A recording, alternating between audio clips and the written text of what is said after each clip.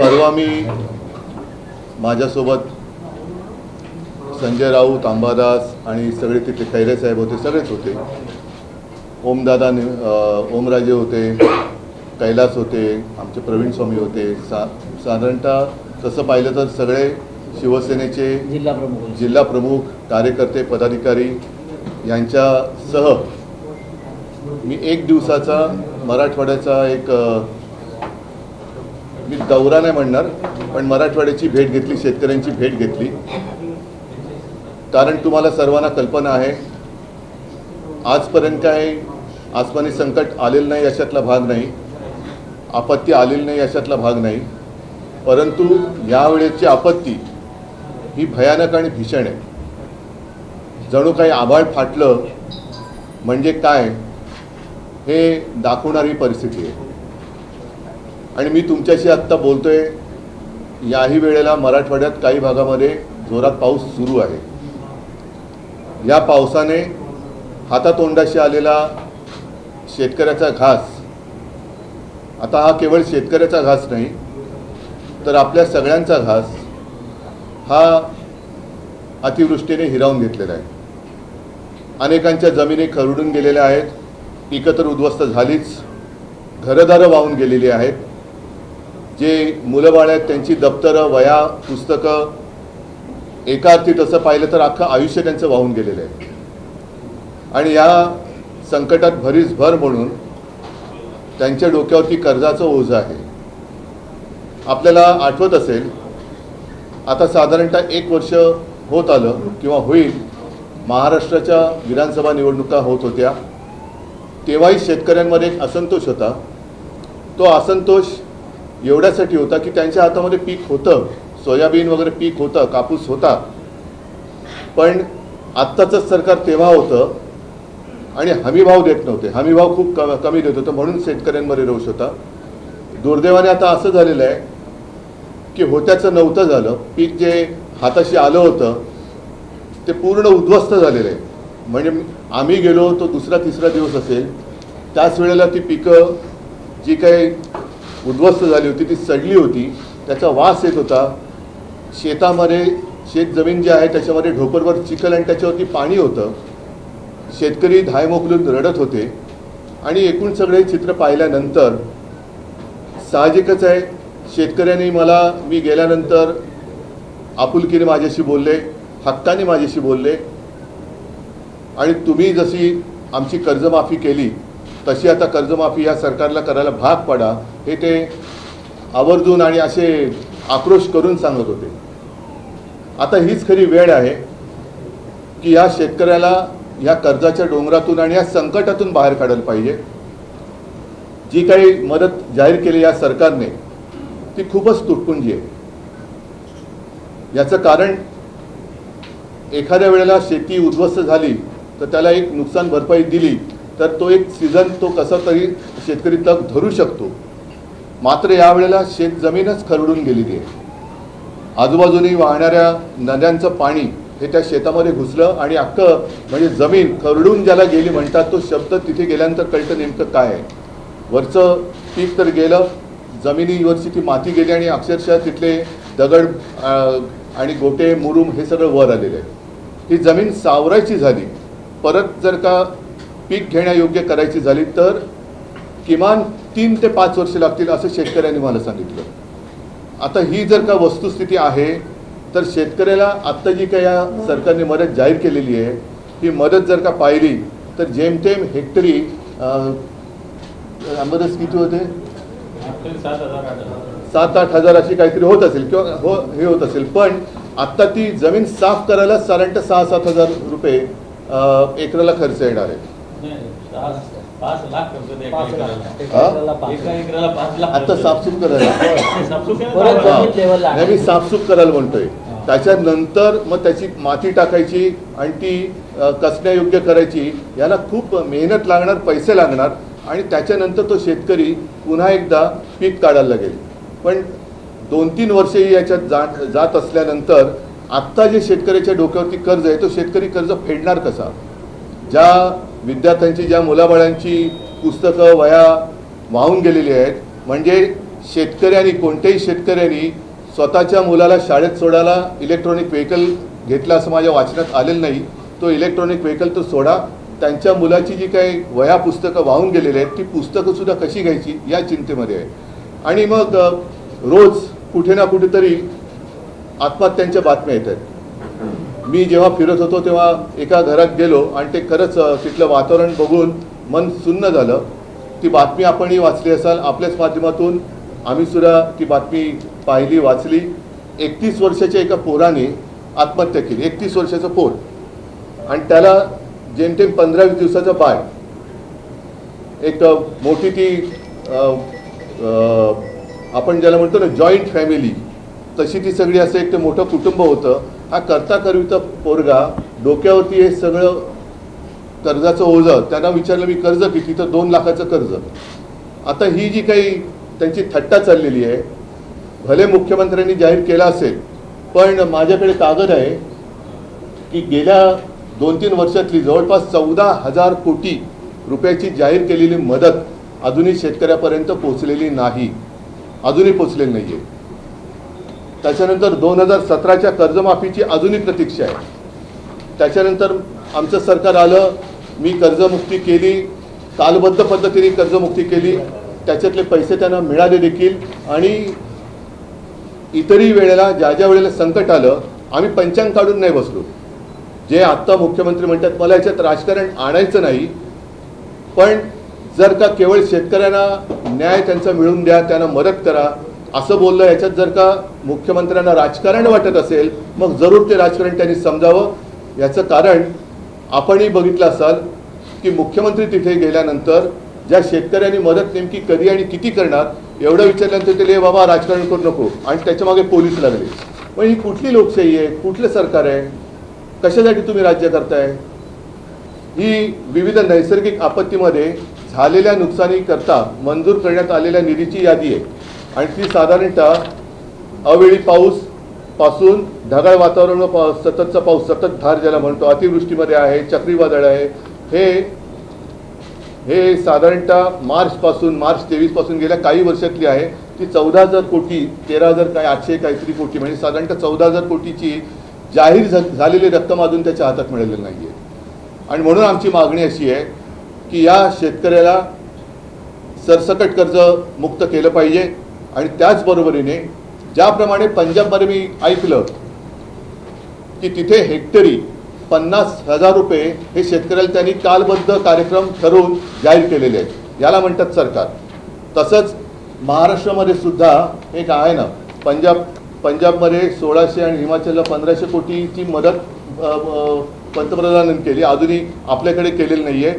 पण पंजाबच्या मुख्यमंत्र्यांनी जसं हेक्टरी 50,000 रुपये जाहीर केलेले आहेत, तसंच महाराष्ट्रातल्या सुद्धा सरकारने, डबल इंजिन आहे ना, आणखीन त्याला एक डबडं लागलेलं आहे. म्हणजे डबल इंजिन आणि किती त्याला डबे लागले त्याची कल्पना नाही आहे. परत वरचं एक मोठं आहे धूर सोडणारं इंजिन, त्यांची मदत घ्या. कालच मुख्यमंत्री पंतप्रधानांना भेटले आणि महाराष्ट्राच्या परिस्थितीबद्दल चर्चा केली. आता चर्चा म्हणजे नेमकं काय केलं दिसतंय समोर, चर्चा काय करताय? आणि मग दयावान पंतप्रधानांनी सांगितलं की तुम्ही तुमचा प्रस्ताव पाठवा. कसला प्रस्ताव? समोर दिसतंय तुमच्या. आज केवळ महाराष्ट्रामध्ये निवडणुका नाही आहेत म्हणून पंतप्रधान इथे येत नाही आहेत का? बिहारमध्ये निवडणुका आहेत म्हणून पंतप्रधानांनी बिहारमध्ये आत्ताच निवडणुकीच्या पार्श्वभूमीवर तिथल्या महिलांची मतं मिळवण्यासाठी 10,000 रुपये त्यांच्या खात्यात केंद्राकडनं टाकलेले आहेत. 75 लाख महिला. म्हणजे तुमची मतचोरी पकडली गेल्यानंतर तुम्ही काय बिहार खरेदी करायला निघालात? बिहार तुम्हाला काय खरेदी विक्रीची गोष्ट वाटली?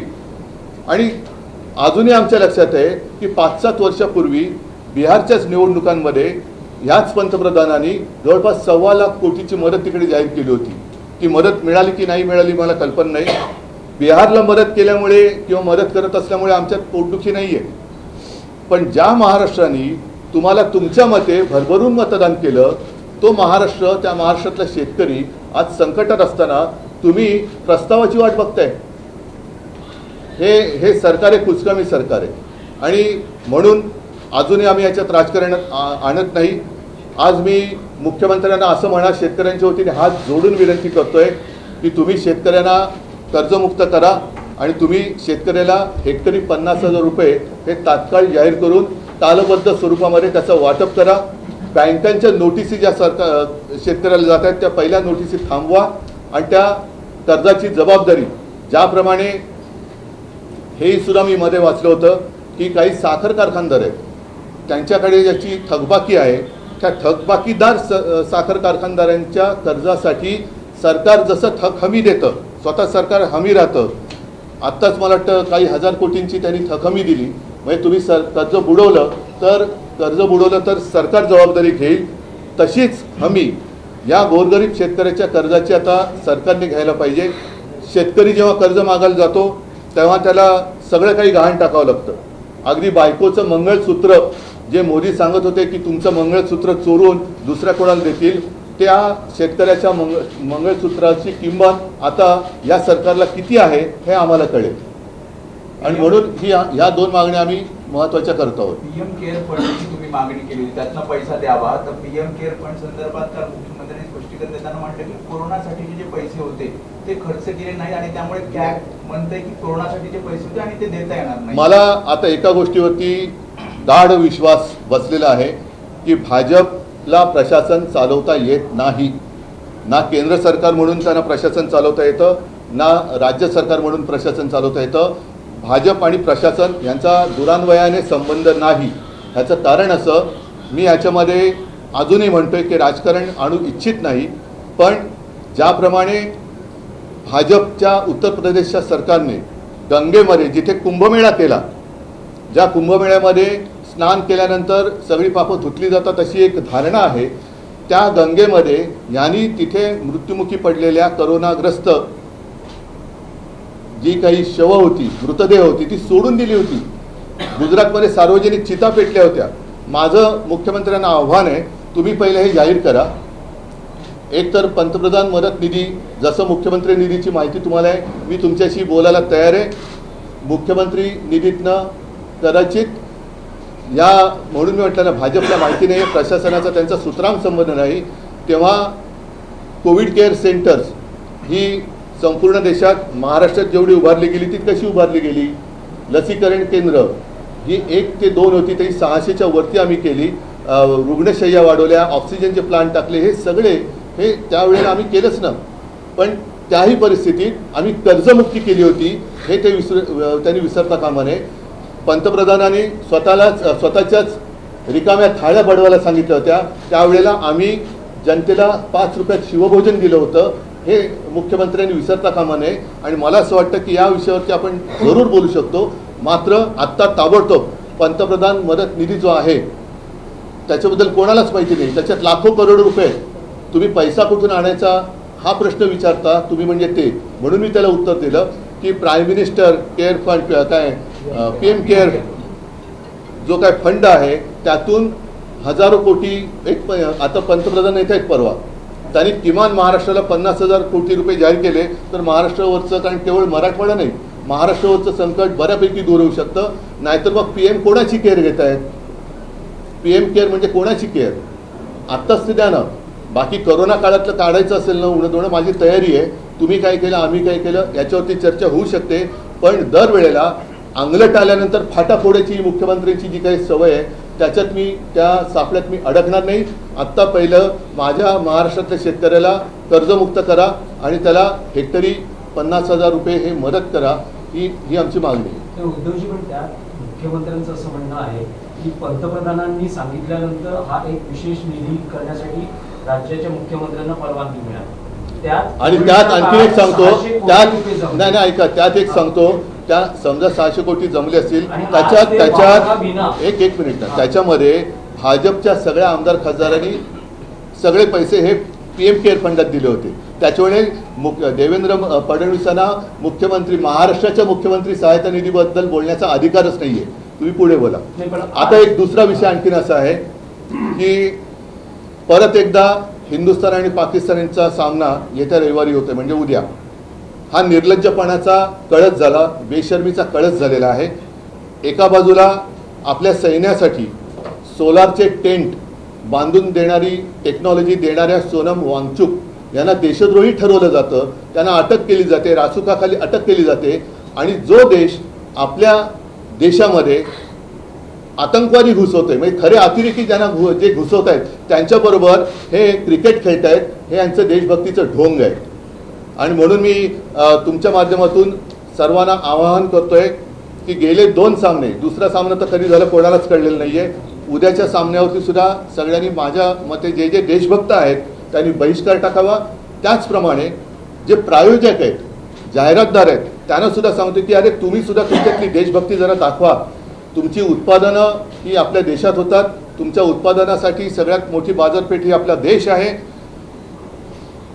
त्याच्यामुळे तुम्ही सुद्धा देशाचा जो शत्रू आहे त्याच्याबरोबर खेळण्याच्या सामन्यामध्ये कुठेही स्पॉन्सरशिप देऊ नका, हे मी त्या प्रायोजकांना सुद्धा आवाहन करतोय. सर, आज नाशिक कोर्टाच्या इमारतीचा उद्घाटन सोहळा झाला आहे. भूषण गवई त्या कार्यक्रमाला होते. त्याचं ज्यावेळी भूमिपूजन झालं त्यावेळी तुम्ही मुख्यमंत्री होतात आणि पुन्हा भेटू उद्घाटनाला असं म्हटलं होतं.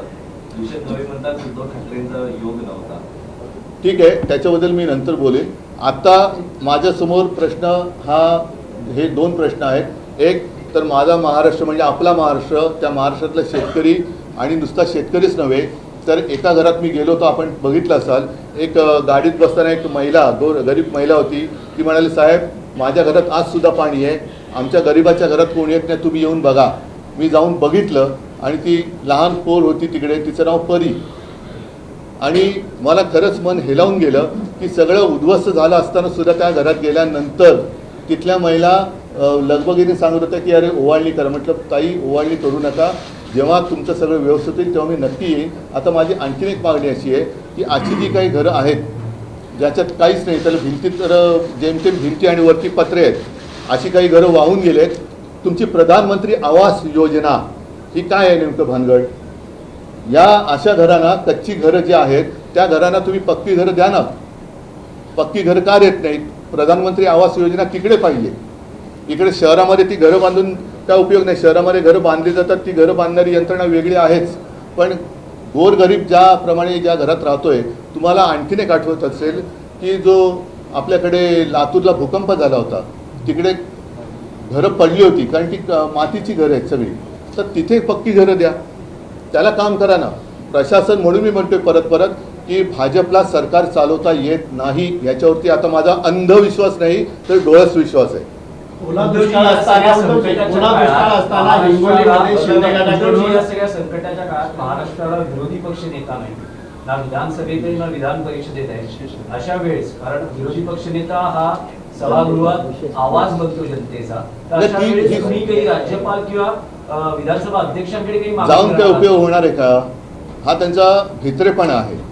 विरोधी पक्षनेता न देणं हा सत्ताधारी पक्षाचा भित्रेपणा आहे, हा घाबरटपणा आणि भेकडपणा आहे. मी तर असं म्हणतो की महाराष्ट्रावरती हे संकट आलेलं आहे, त्याच्यावरती चला आम्ही राजकारण बाजूला ठेवायला तयार आहोत. आम्ही तुमच्याबरोबर सोबत येतो.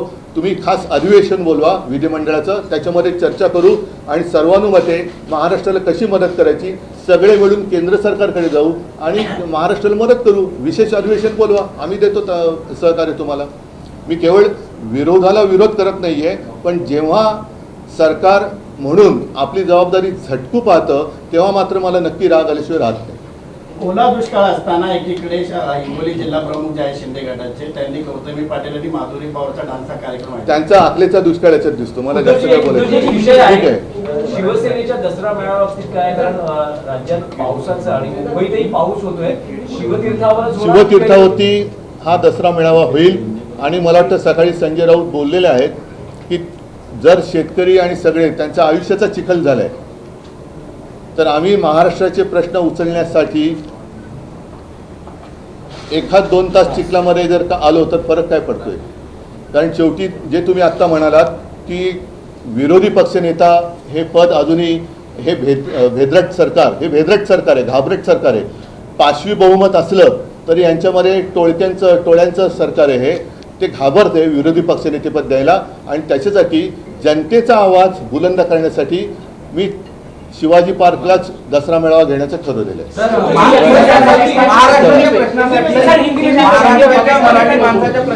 तुम्ही एकत्र आला होता दसरा मेळाव्यात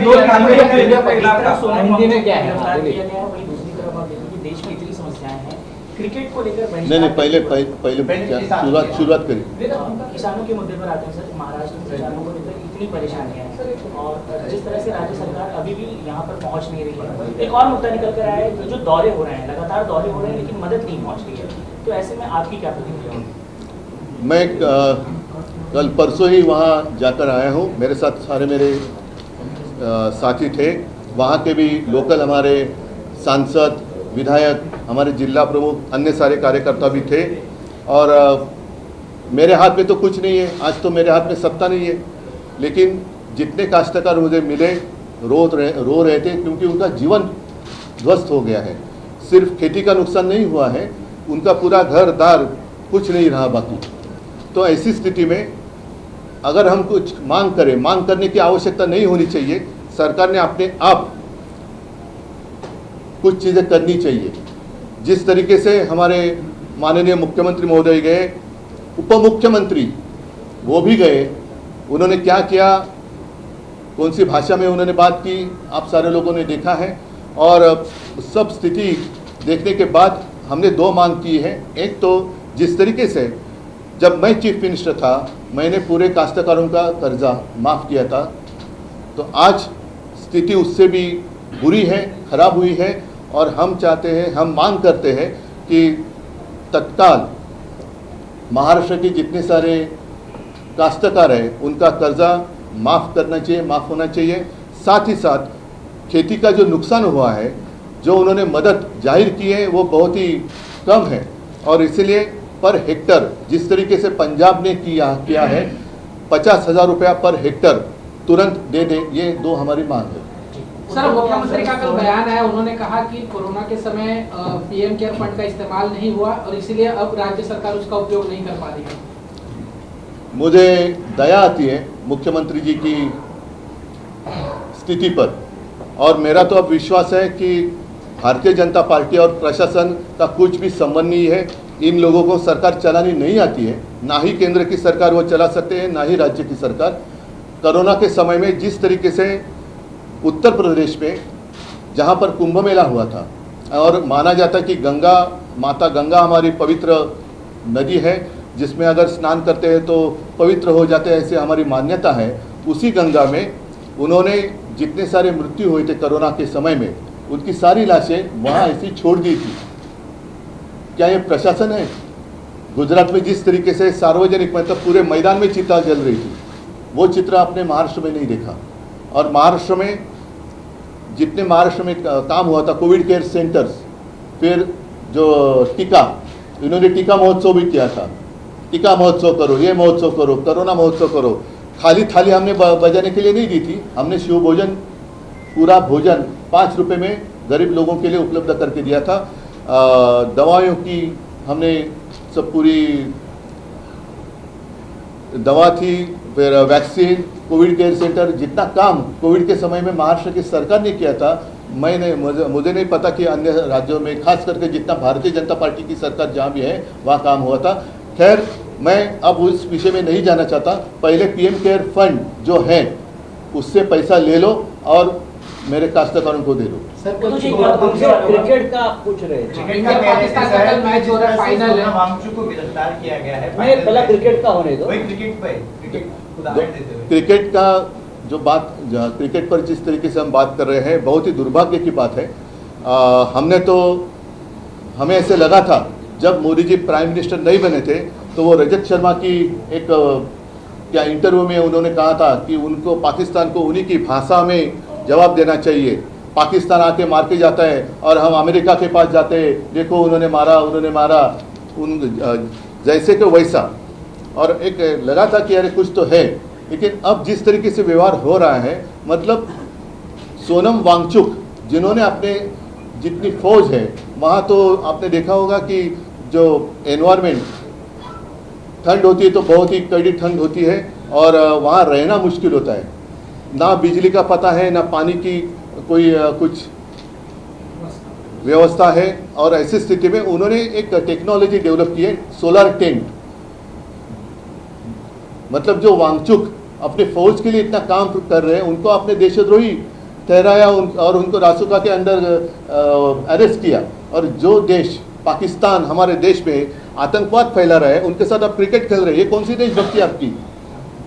और मैं आपके माध्यम से सारे देशभक्तों को आह्वान मतलब विनती कर रहा हूँ, पिछले 2 मैच में जैसे आपने बहिष्कार किया था वैसे कल के मैच का बहिष्कार करें, और खास कर जितने सारे स्पॉन्सर्स हैं उनको भी कहता हूँ कि अरे कुछ तो अपने देश के लोग हैं उनकी कदर करो। आपका पूरा व्यवहार अपने देश में होता है, आपका जो माल है, आप जितने सारे प्रोडक्ट्स हैं, मार्केट अपने देश में है, और देश के लिए आप कल की जो मैच होने जा रही है उसका समर्थन ना करें और उसके लिए स्पॉन्सरशिप ना दें। ये मेरी उनसे तो जी देश